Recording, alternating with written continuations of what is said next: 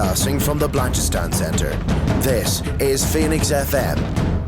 The internet is a communications tool used the world over where people can come together to bitch about movies and share pornography with one another. According to the Nerd Index, you should be upside down in a junior high toilet around the clock. All your days are belong to us. We'll do it live! Tide goes in, tide goes out. Never miscommunication. So this is my first video blog. It's over 9,000! My name is Foxy. The balls are inert. Objection! Do a barrel roll! Don't take me, bro! It's a trap! It's time to do. Hey everybody, welcome to Phoenix 92.5 FM, and if you're listening to us via nerdtoknowmedia.com, my name is Dara Connor and you're listening to Nerd to Know Basis. I'm joined on the line by Mr. Bryn O'Rourke. What's up, Bryn? Not a lot. We sound different. We sound different this week. Yeah, We sound like a radio. We sound like crisp and clean, like I should always sound. We sound like an actual radio show instead of Yeah. Yes, I do. an 80s throwback machine like we were on the phone. I have to say that was fun though. I enjoyed that. I'm not gonna lie. Yeah. It's always nice to do a phone in. For just bring it back to the old school days. It's weird. It's the radio like nerd in me that's like, hey, you know, there always should be some phone-in segment just because it sounds more professional, but it really doesn't. Sounds real, man. I was like, straight off the bat, I'm a bit annoyed with YouTube because we're putting the stuff over on YouTube as well, and they hate copyright. Like anything slightly copyrighted, they're like, no. So songs and stuff like that. So we're gonna have a new intro. It'll probably be done when the show goes out, and you know, all the stuff we're gonna have to use like public domain music or stuff like that. And I'm like, really? Come on, you know, I don't know. I just this copyright algorithm thing is ridiculous. I don't even think we'll get away with doing the Cash for Gold song from South Park, which is, you know, very imitatable. Yeah, just because it's too. Because it's just humming, basically. Is what the song is. But like, it's crazy. Like Twitch don't mind, and you know, we stream on Twitch. Well, I stream on Twitch pretty much every day, but you know, if we're recording the show or whatever, it usually goes out on Twitch, and they don't mind. But and same with the podcast feeds and that. But you know, just to avoid the issues that comes. That's why if it sounds a bit different with the music we're using, that's why. But guys, yeah, if you have anything you want us to bring up or talk about, you can actually reach us over on nerdtoknowmedia.com. There's a contact email address and stuff like that. So it's never been easier to actually message us and let us know what's going on. This is the second show. Always at us too. No, don't at me. As always, ladies and gentlemen, at him hard. At WDV, what was it? At Dara WV. That's it. Yeah. Well, I'm a good friend. Good friend. You can also reach us on Nerd2, the number 2. No. What's it? 92.5. So that's our other Twitter account. And here's the thing: this is the second show that the folks are getting on the feed, because we did one with Dave. I did one with Dave Roberts there on Sunday, and that was a fun show. I haven't talked with Dave in over like 3 years, so that's so cool though, man. Yeah, man. It was just like, you know, bringing back all the lads from the desk who hate wrestling now. Yeah, but it's so like, I mean, I don't know why, but in like the last like couple of weeks, like there's been this nice theme of seeing old friends come up, like because Young Justice came back for the first time in about since what, 2012? I feel like in the last season was, and it's came back, and it's been like that old friend where you're like, oh, it's been a while since I've seen them. I wonder if it's going to be weird, and you're like, no, it's like no time has passed whatsoever. This is awesome. Well, that's Clone Wars is coming up in the summer as well. Same thing. Clone Wars.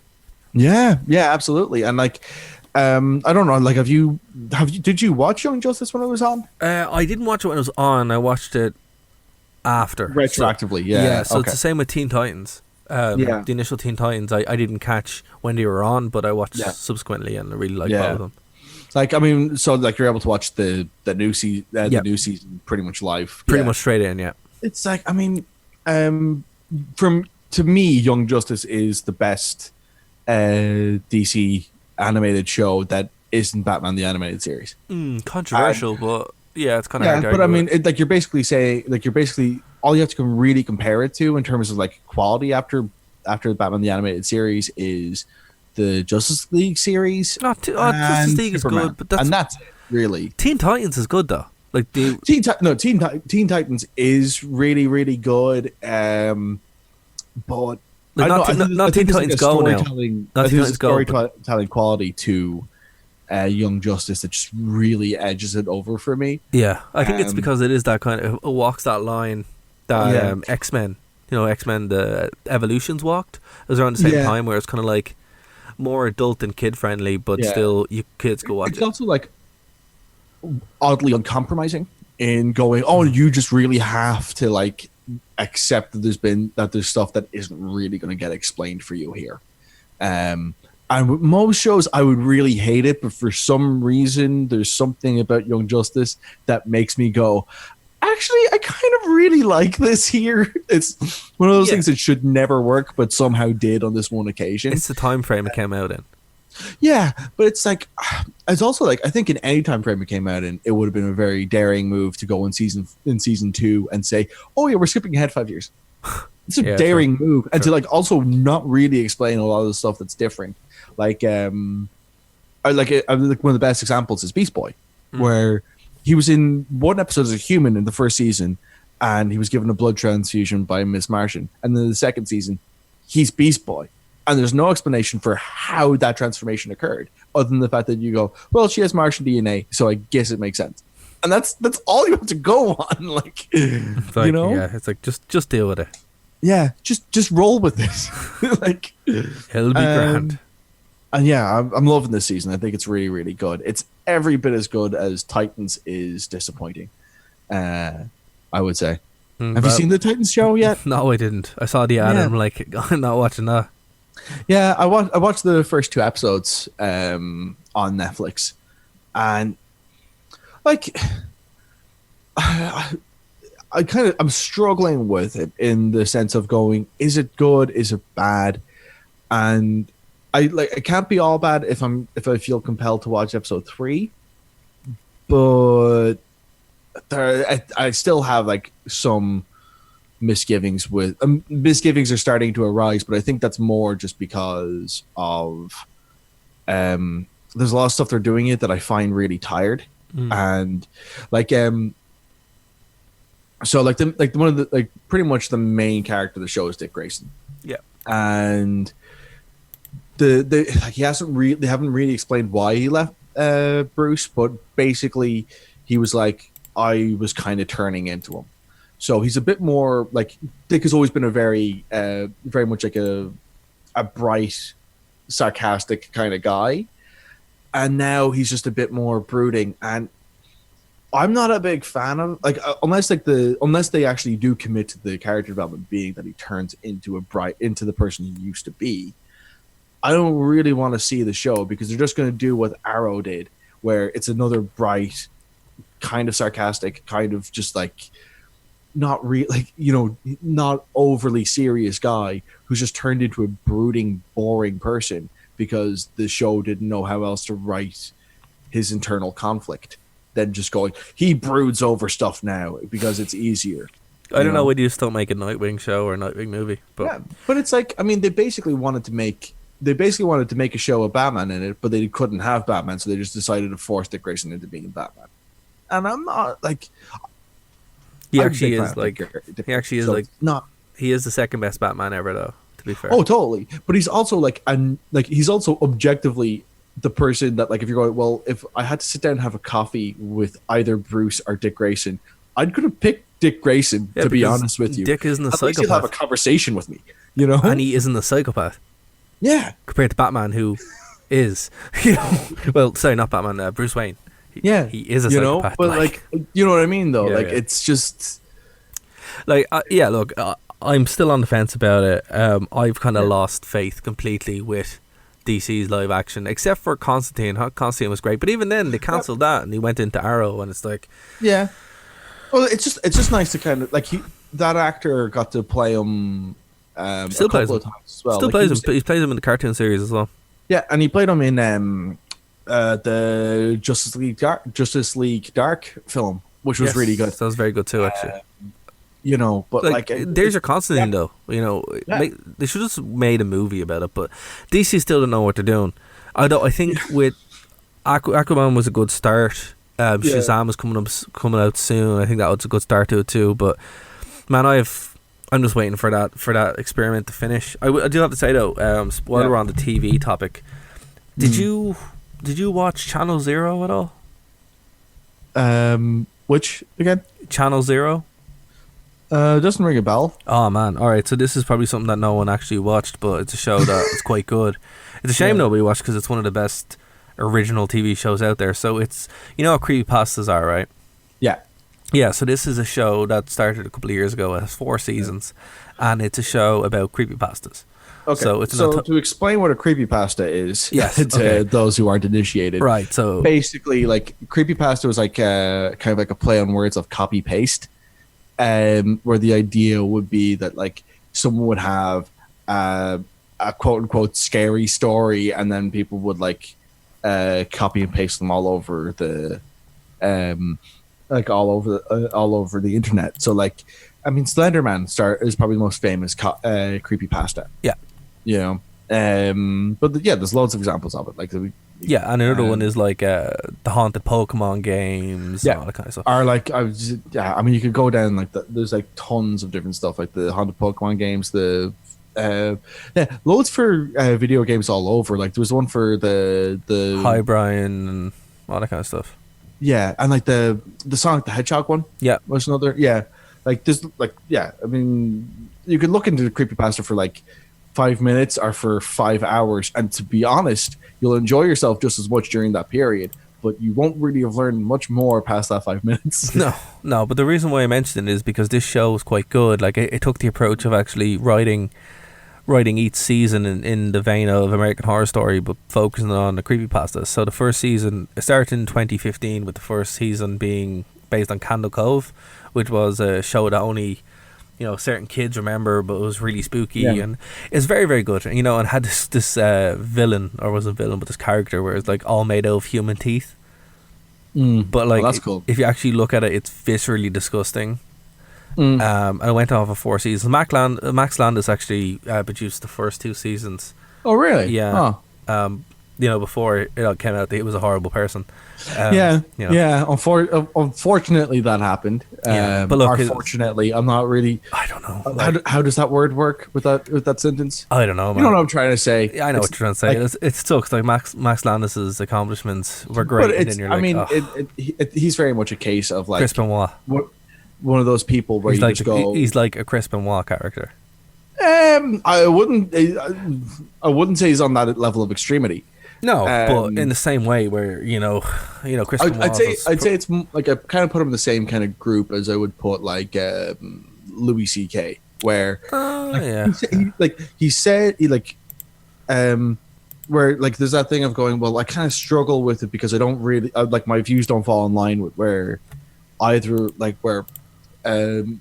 don't fall in line with the actions of those people, but at the same time I go like, I just agree with them about how Superman is. It's not really like I mean, I'm sure like there are things that other horrible people have said or that have said in their lifetime that I would have gone, I agree with that. Like, I mean, if it was a case of like if Stalin was like onions are the worst vegetable of all, I'd be like, Stalin is right. That is true. Like, you know, there's not much. I mean, it's one of those things where like I think it's a shame that I think it's a shame that he tried to hide it as much as he has. But I mean, if you're a crappy person, you're going to do stuff like that. Yeah. You know? Yeah, but, you know, that aside, anyway. So the show was very well written, and it went on for 4 seasons, but now it's officially cancelled by Sci-Fi, so... Well, they cancel the good shows, so that's par for the course. Yeah, it kind of sucks, but what I say for anyone, and this includes you, Bryn, watch it. It's very, very good. It's one of those shows where you're not expecting it to be anyway good, and then you're like, oh, this is actually excellent. So, you know, you don't need any kind of primer or anything to watch it. Just sit down, have a good time. It's only four seasons. Candle Cove is the first one, and It's very good. It's an underrated classic, and you know what? I think in about 5-10 years, it will be one of those. It'll be like Firefly, where people are like, "Oh my god, this is a great show." Dark Place. Yeah, exactly. Yeah, and one of those shows that people didn't get to watch, but then found out about, and all that kind of stuff. So, yeah, that's a bit of sad news that I saw today, and it's just like, oh, all right, whatever. Well, like it's such a weird thing. Like, sci-fi has such a bad history for canceling really, really beloved shows. Yeah, like I mean, the first one that kind of pops straight into my mind is Stargate Universe. Yeah, and you know why they canceled that? Why? SmackDown Live. SmackDown was coming to town, and they had to free up some time on their scheduling, and Universe wasn't performing, so it got the boot, and then came SmackDown, and look how that turned out. They're not even on the network anymore. But like it's one of those things as well where I'm glad we have a way to back this up. Like, the same thing happened. Same thing happened with Black Mirror, though, where it was kind of on Channel 4, then it kind of disappeared and made it off Netflix. I wouldn't be surprised if Channel Zero actually makes its way over to Netflix, or to Amazon. I mean, or to Amazon, are starting to get much more competitive. Like the, Amazon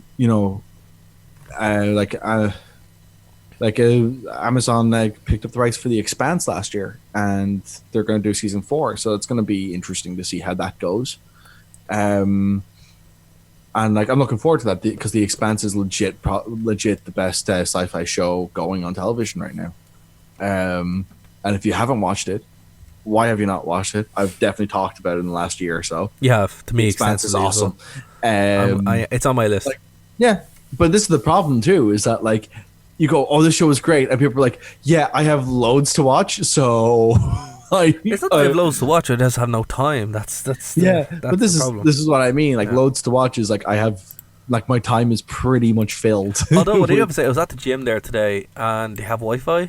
Yeah. So I'm like, I could actually catch up on TV here. Yeah. Or you know what you could also do, Dara? You could also catch up on our wonderful podcast on Spotify. You can. Yes, you can. Yeah. And if you just search Nerd to Know Media, you'll be able to get every single show we've done, including specials that we have as well every now and then. Working on. I'm good at this. working on some getting some more interviews as well, Bryn, to the show. And we were reaching out to one of our other shows that's on Phoenix FM. And we'll probably do a crossover with them in the near future, so it's pretty cool. Have to give a huge shout out to the guys over on Genius Hack. A really, really, really fun show. It's super, super nerdy, even more than us, because they're actually talking about. I'm not saying something. Well, they talk about actual science stuff. We just talk about nerdy stuff. So they have science be praised. They have some good shows. One on dark matter, the future of science, the rise of artificial intelligence, and are we cyborgs? So they've only been going since December, but they're hockeying out shows at a rate that puts us to shame. So you can get those on Spotify as well, just looking at Genius Hack. So they're a good bunch of lads and a girl. So fair play. A great bunch of folks. So I have to say, man, I was playing a lot of Mortal Kombat recently. I've got super into Mortal Kombat, which is weird because I didn't think I loved Mortal Kombat so much, but I do. And I was playing Mortal Kombat XL, so I'm almost finished it. I'm about 93% into finishing it. And then I've been watching a bunch of videos on it in general, and I'm like, wow, I think this might actually be my favorite fighting series of all time. I don't know how that happened. Yeah, I never had that affiliation with it. I didn't think I did either. Yeah, I just find that I love the story, but I don't like the mechanics or how combos are done.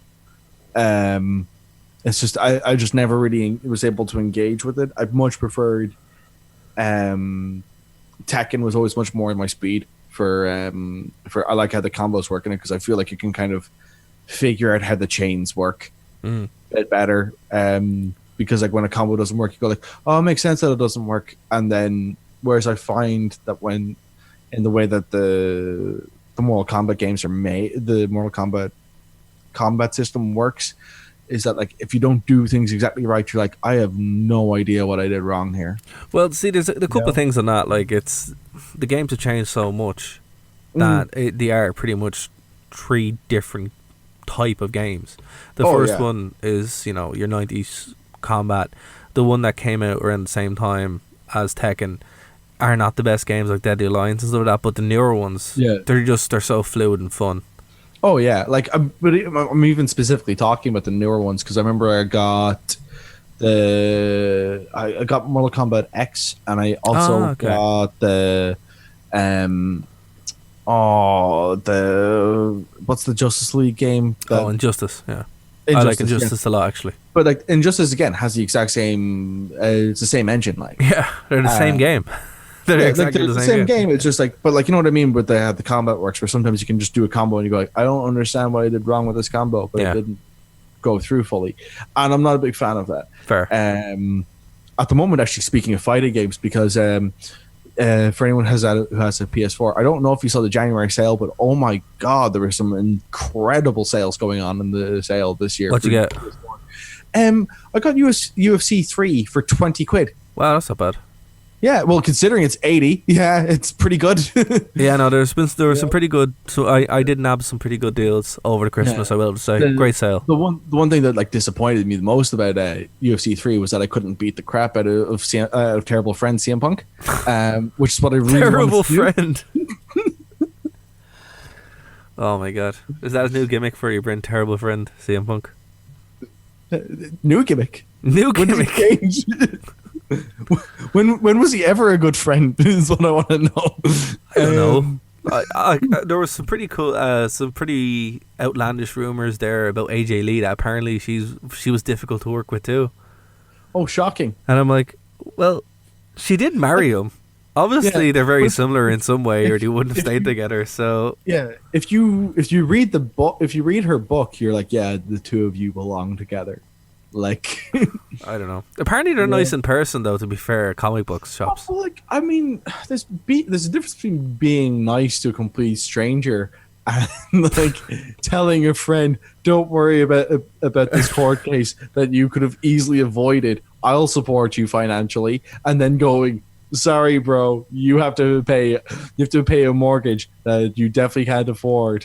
Like, you're on your own. Yeah, that's pretty harsh.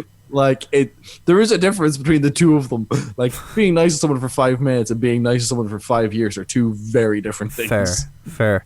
But speaking of some bad news, I will have to say, actually, dude, I'm devastated by this. This really sucks. Mm-hmm. Microsoft is going to end support for Windows 7 next year. Yep. Why? Because that's what they do.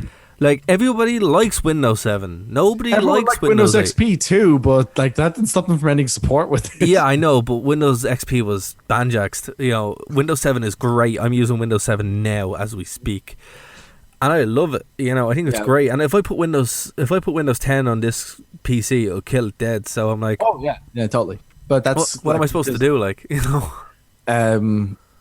oh, there's a really, really simple solution for you, Dara. I'm not going to put Linux on it. I have my Linux machines.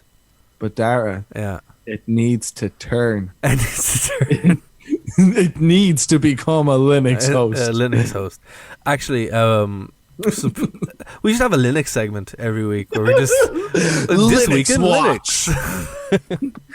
This week in Linux or Linux Watch. I think they're pretty cool. So there was a good series on YouTube where your man actually is like, "Hey, I'm gonna get the worst machine I can and upgrade it." So he took this absolute piece of garbage and upgraded it to okay specs, and then he ran Hannah Montana Linux on it. He's like, "Look how great this is.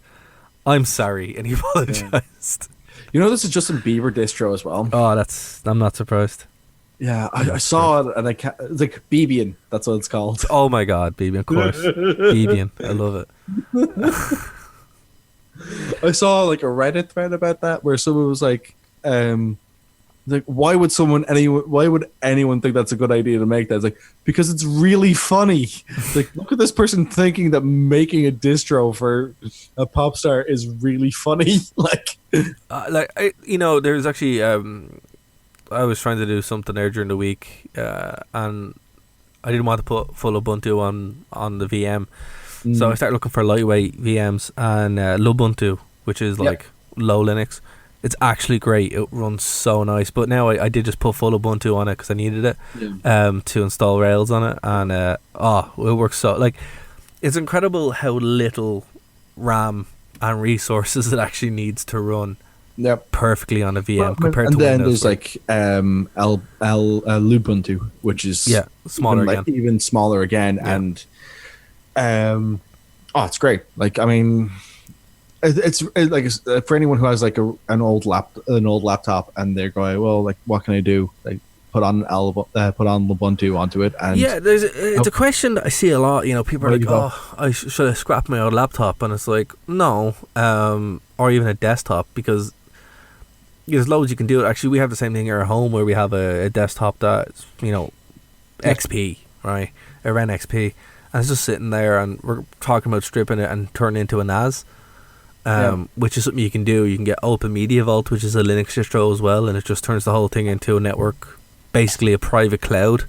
Yep. So you know, that's something that we're looking at doing, and I would say, you know, do that unless you hook up a VPN to that, and away you go.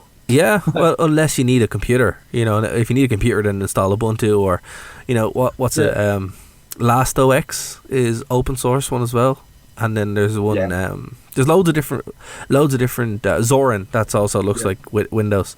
I don't know. There's just weird resistance towards the Linux for some reason. We talked about before we went on air that in the workforce, the IT workforce, like 20% of people have Linux. Yeah, but it's crazy. I think it's one of those because like it's just seen as a bit chaotic and a bit like a bit of a head wreck. And like to be fair, like I have Ubuntu on a partition on my machine, and I have to reinstall the drivers for my Wi-Fi card every 2 weeks. I don't know why. Fair enough. I have to do it every 2 weeks, and it's really annoying. And there's no help for it online, and it's really annoying. And then I just get frustrated and go, I'm putting on Windows again, and then I put on Windows, and Windows runs fine, which is really annoying because I want to use my Ubuntu partition.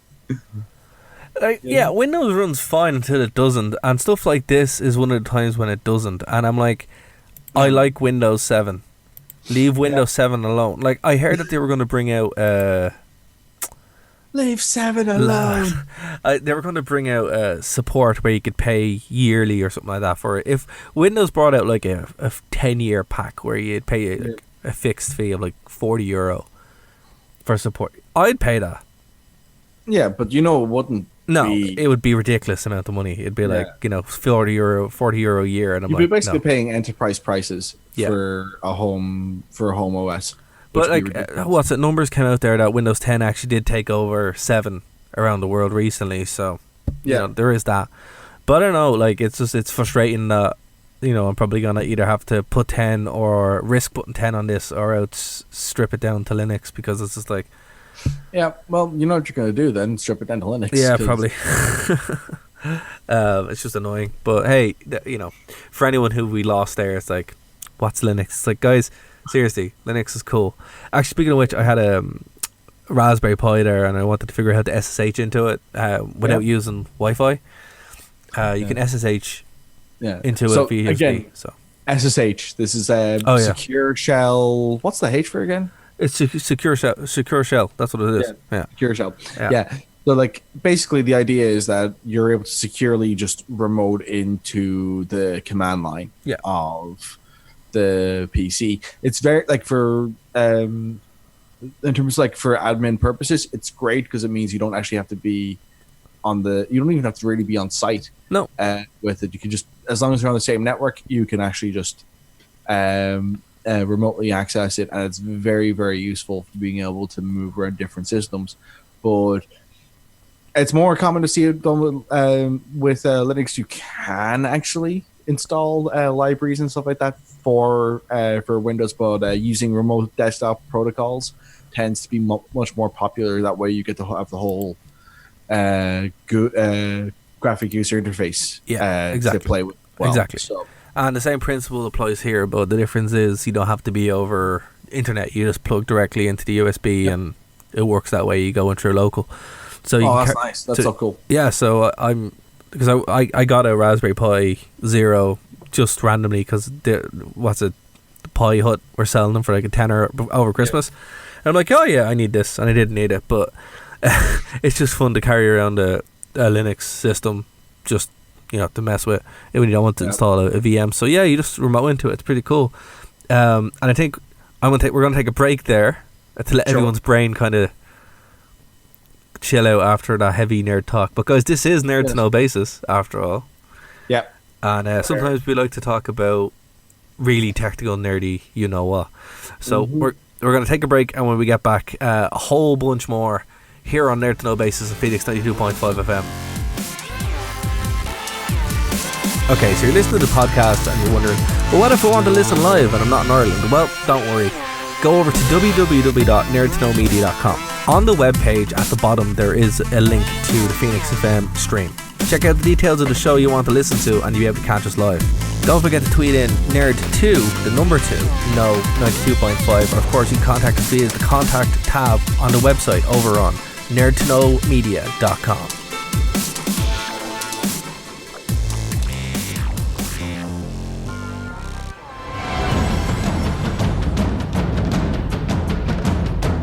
Broadcasting from the Blanchistan Centre, this is Phoenix FM.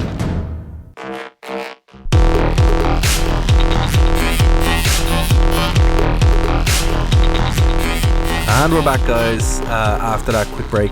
So, Bryn, I saw a movie last night. It was very good. Very good. Very interesting.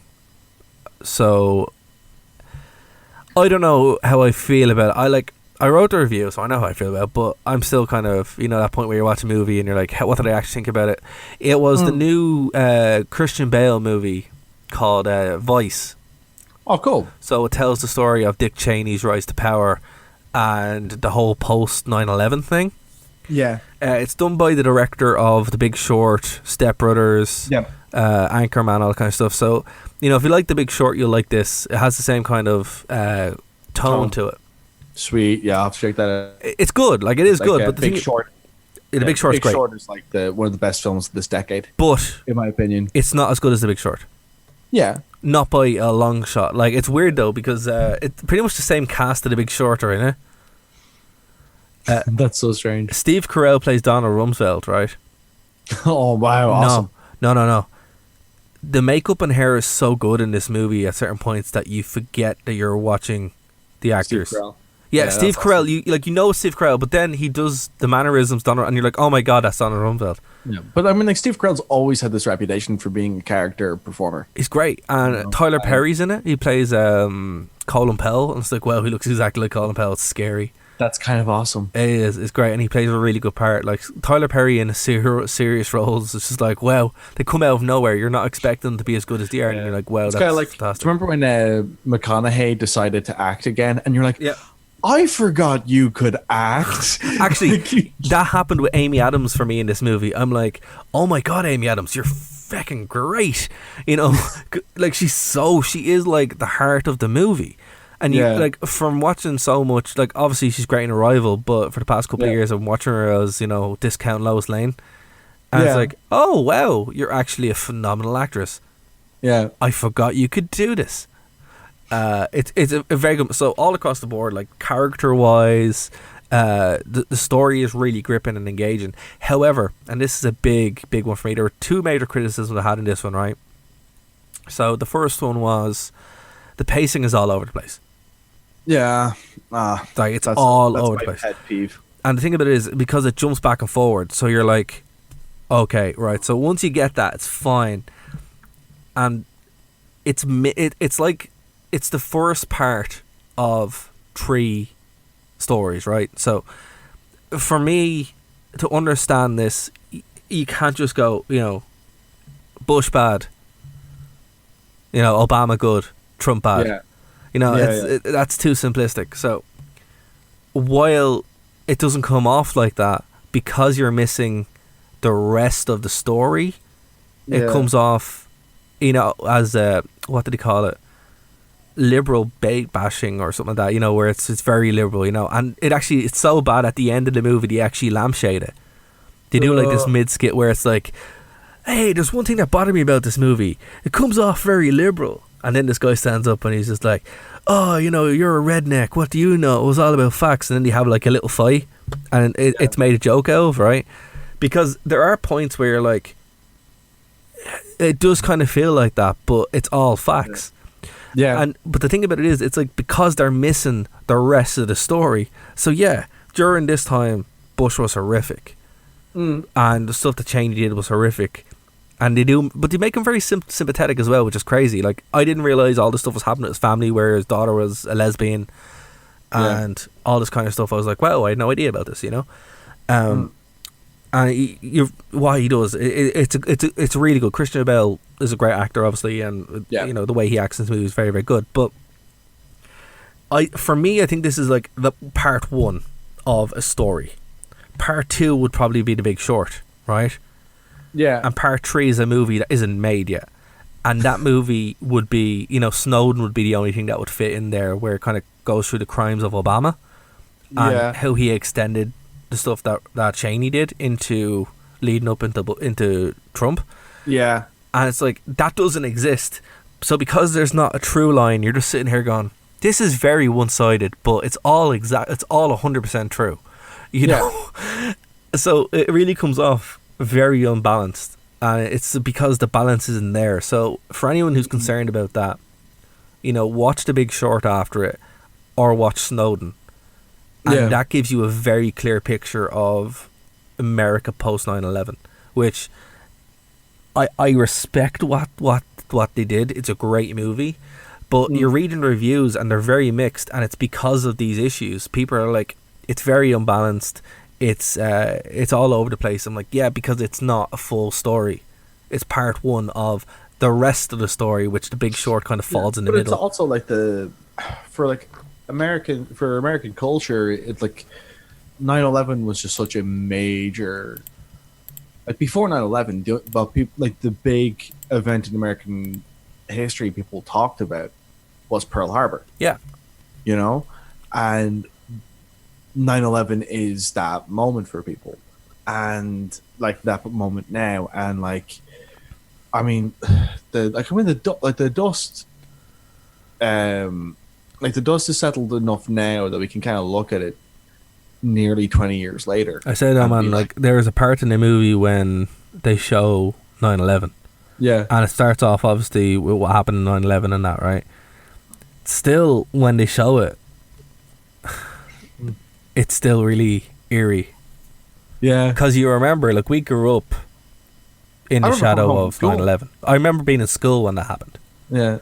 I remember coming home from school and seeing the second tower fall. Wow.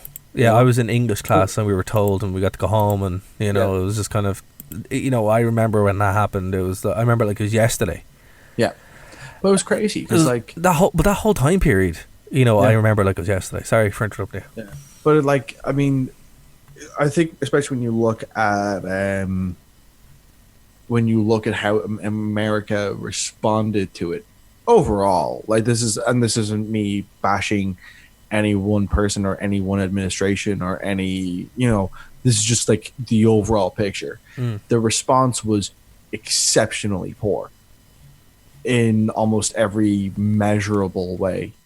First of all, the attack itself did massive damage to the American market straight away. It also meant that that the internal resources they had for the CIA and the FBI were stretched thinner than they ever were. Yeah. Like, one of the things that I really wish I could remember what was said, but the resources that were in place to combat white collar crime were put straight into counterterrorism. Yeah. And see, that's what I mean. What happened from 2002? Yeah. 2012, like to 2008. Yeah. And what do you see? Yeah, you can see the biggest period of white collar crime in the history of the world. And that's what I mean. Like, that's exactly what I'm trying to say to you. That's the problem with this movie. they sell it as a full story when it's not. Like, The Big Short is the second part of this story. Oh, totally. And the third part of it is an Obama movie that isn't made yet, that Snowden kind of touches on. And if they present it in that way, it's like, well, okay, cool, this is a really good movie of the power of the US state being expanded way more than it should be. After, but it's also, you could frame it crisis. easily as like the like I just have this idea of like this crazy box set series where like you would have like your Reagan era film, then your Bush senior level era film, then your Clinton era. This would be your W. Bush era film. Big Short covers the period at the end of Bush and beginning of Obama. Then you have another film before Snowden, and then you have Snowden, and then you would have a Trump film. Yeah, and that's basically, and that entire series would just be called The Decline of the American Empire. Yeah, well, see, that already exists, but it exists in, quote unquote conspiracy world, where those movies also exist for Infowars and Alex Jones and stuff, but nobody takes those seriously. Like very measurable. I mean, America, like a lot of like America's greatness by the time Reagan got into power, regardless of whether it was his fault or not, by the time he got into power, a lot of the greatness was starting to waver and shake. Yeah. And, by the time that Reagan ended, their biggest mortal enemy, so to speak, for the guts of 50 years was defeated.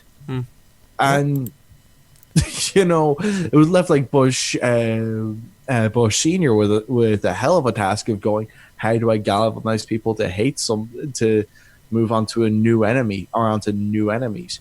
And that's where the war on drugs came from. Yeah, and the censorship of media and the war on the war on crime, the war on poverty. It's like which are all like the motif of Mussolini. Yeah, which is really interesting. Yeah, and like you just see like stuff like that happen, like this whole like crazy cycle of just. And like, by the way, I'm not saying that like because it's like Mussolini that's fascist. No, it's just like it's like authoritarians behaving like authoritarians is what it is. Fascism is a totalitarianism. Communism is a totalitarianism. Corrupt democracy can also be a totalitarianism, and that's kind of what this movie touches on as well, where Cheney expanded out the loosest definitions of what's inside the US Constitution to the point of it broke. Then 9/11 happened and the Patriot Act came in and everything was expanded. To the point now where under Obama, like more executive orders were passed than anyone, and constant war through all his presidency. And then Trump's there and people are like, how did this happen? And that's what I mean. It's like it's a very complex issue of how this happened. Yeah, and the constant the constant through line for this is just like, there's just always like an undertow of bringing the next thing forward, and with Trump, I'll give him credit. I thought he would have been impeached by now. Yeah. I cannot wait for the film that goes through his presidency, because that's going to be interesting. But my fear on this is like, a Trump film needs to be made, but a series of Obama films need to be made first. Yeah, I don't think they will be, because for some reason he gets a pass, and I don't understand how. Well, Clinton also got a pass. Yeah, actually, that's something also that's very clear in the movie. Clinton got impeached and got a pass. It's like, how did you get a pass? I will say though, in the film, Hillary takes a bit of a beating though. Yeah, they do they make it clear that she opposed gay marriage and that she's a flip flopper, and it's like, well, at least that's fair.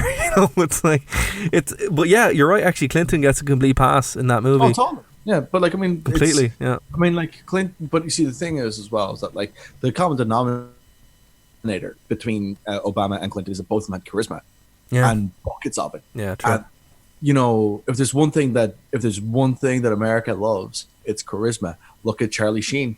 Yeah, that's a good point. Charlie Sheen, if he had no money, would be in prison for murder. Yeah, murder. Yeah. That's a fact. Yeah, if Charlie Sheen was called Charlie O'Shea, and was working in an IHOP, and he attempted to kill his girlfriend, he'd be in prison. But not Charlie Sheen. But not Charlie Sheen, because Charlie Sheen is a Sheen and he has money. But anyway, to tie this up in a bow, if you're looking to see a movie this weekend, check out, or I think it's out next weekend. Yeah, it's out next weekend. Check out Vice. It's a very, very good watch and a very thought-provoking watch. But do some reading, or even watch some YouTube videos and kind of get a bit informed with everything else. Because when I was walking out, because it was a press screening, so there was loads of different people from loads of different outlets there.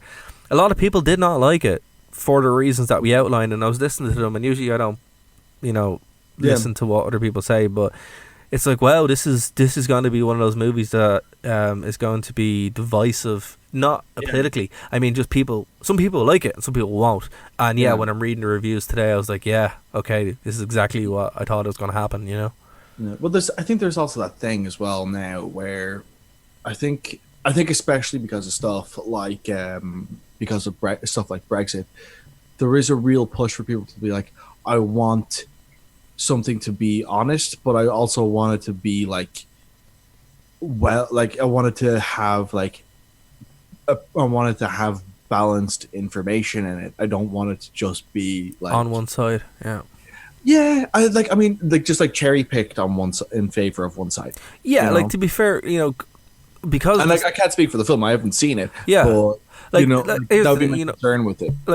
I'd be the same. I like to kind of stick in the middle of the road kind of things. You know me, man. I'm a hardcore libertarian, so I'm right in the middle. And I was just like, okay, well, I can see where this is coming from, but then I can also see exactly where people are going to be upset by this, and that's what happened. It was just like, oh, okay, they walked themselves into a minefield here. And it opens with another question: was this too early to do a movie like this? Well, because these people are all still alive, which is I think it's the earliest it could have been done, in the sense that it's been in the sense that it's been about coming up on 10 years. Well, 18 years since 9/11. Yeah, but 10 years since Cheney would have been in the office. Yeah, so it's, I mean, I think it's the earliest it could have been done, but it probably I think with biopics they kind of have to be a bit careful about when they come out, because they're not exactly it's not documentary. And they make it clear at the beginning. It has a little title crawl saying, "Hey, look, we did the best we could. Cheney's really secretive. We did our best." And it's like, well, that's fair. And I'd say, look, there's a lot worse movies you could watch. I've sat through a bunch of them, and it is what it is. Yeah. Split's coming out this year, this week as well. Looking forward. Let's say not Split, Glass. Yeah. Which is a sequel to Split. Looking forward to it. What do you think of that? Yeah, I mean, the trailer, once they showed that they're going to have David Dunn, I was just like, I love this. And Sarah Paulson. I'm like, love Sarah Paulson. So. But it's the fact that it's Bruce Willis's character from Breakable's in it is oh yeah, of course, man. Well, they set that up in Glass. No, sorry, I'm getting horribly confused. They set that up in Split. Yep. It's it is it ties it all together. So I'm I'm really so excited for that, because Unbreakable I watched it the weekend actually with my girlfriend, because she hadn't seen it, and great movie. It's still in my opinion it's the best film he's ever made. And probably will ever make. Even I'm looking forward to it, but I'm also it's not going to be as good as Unbreakable, because Unbreakable's awesome. Yeah, but Unbreakable's such a slow burn. That's the thing. You don't expect it to be anyway as good as it is, and then it is, and you're like, oh wow, okay. It's just so satisfying by the time it gets to the end of the film. Great movie. One of Samuel Jackson's best performances as well, which is great. It's one of Bruce Willis's best performances. That's true, because it's super understated. Yeah. Which is it's the one thing that Shyamalan does a lot with actors, is that he does get them to give really understated performances. Most over the course of his career, most of the time it hasn't worked. You know what? The Village is a movie worth reconsidering, I think. Yeah. because even with adding The Village, most of his films are still like not great. Yeah, I do not know how he did it, but he managed to make Will Smith not charismatic, and that's an achievement to itself. Like watching a film where you go, Marlon Wayans can act. It's a surprise here. He can actually act. Actually, speaking of which, I have to give a shout out to Scream, the Netflix series. I didn't even realize it was on. I thought it was just the MTV series. Well, no, I don't know if it's on MTV or not, but I caught it on Netflix. They managed to make Scream, the concept of it, into a really engaging TV show. That's cool. So, I was give that a watch, man. That's pretty good. You just mentioned a Wayne's scary movie. I'm like, oh, Scream. Yeah. It's very fun. Has a lot of the Sabrina problems, though. Oh, where character development just doesn't matter? Well, see, they lampshade it all. That's the thing, because it's a parody. Yeah. So, they have the... That can get tiring really quickly. It doesn't, though. That's the thing. It's actually quite good. Like, the way they do it. So, they lampshade it with, like, they have the brains. They have the nerdy kind of... girl, then you have the kind of butch girl who's, in love with the nerdy girl, and then you have the boy who's kind of timid but then finds love. It's all that kind of stuff, but then they start dying, and it's like, oh, well, okay, so they're setting this up now in a different way to kind of subvert expectations. So it does have a lot of the Sabrina problems, but the way they get around it is because they're like, hey, we know this is silly, we're trying to make it silly, so chill out. Kind of like that knowing thing. Yeah, exactly. So it is, talking about lampshading movies. Oh, by the way, for anyone who doesn't know what lampshading is a term where... It's basically shining a light on... Yeah, they're like, hey, we know this is silly, but, a wink and a nod, and then... Yeah, like the one film that kind of did that a good bit, and people loved it, but I don't know. For me, I wasn't a big fan of it. Was Cabin in the Woods? I just felt like they tipped that hat one or two times too many for me, and I just went like, okay, this is like I know that you're trying to like be satirical, but this is like overly on the nose. Yeah. Like it's, I don't know, I just felt like again, like Scream, I felt like was such a good balance between being an homage to films that it loved and also being on the nose about being aware of it. Whereas Cabin in the Woods is like, oh, aren't I on the nose? Here's me clearly saying as a character in the normal dialogue a standard trope. Like, yeah, it's not that bad, but it is. It does kind of tie in. I'm kind of over inflating it, but I would have to say it does have the funniest hacking character in the world, though. Like, it's not as bad as like CIS or whatever, where I'll splice in the CSI clip that I'm talking about. The one that I'm talking about, where it was like, I just got through the firewall. Let me put up an interface GUI and all that kind of stuff. It's ridiculous. It means absolutely nothing. But there's a whole character where that's his little gimmick. And it's hilarious. But that's a good thing to watch on Netflix, and it's gonna be my shoe of the week. To watch. Yeah. Oh. But Bryn, I tell you, it's weird. Every time we start the show, it's like we're almost ready to finish it. Right? We're coming up now to the last 5 minutes, and it's the fastest show.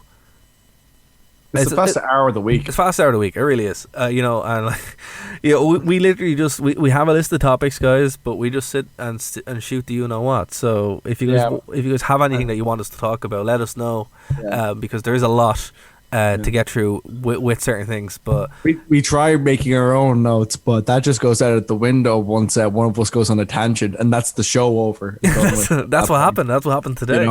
Absolutely. I did not I did not wake up this morning and go, what I want to talk about? I want to talk about about post 9/11 America. I do not want to do that today, but that happened. Well, the folks got Linux. They got to find out about post 9/11 America. It's all a good time. So yeah, it's all a fun time. 1 hour. 1 hour. Don't worry, guys. Next week we'll keep it the superheroes. Okay. that's not gonna happen. like guys, send us in your notes, and then we can use them, and then we could go. No, they gave us things to talk about. We have to do it. So anyway, I was having a cheese sandwich. Oh, I love cheese. Did you know that cheese was invented?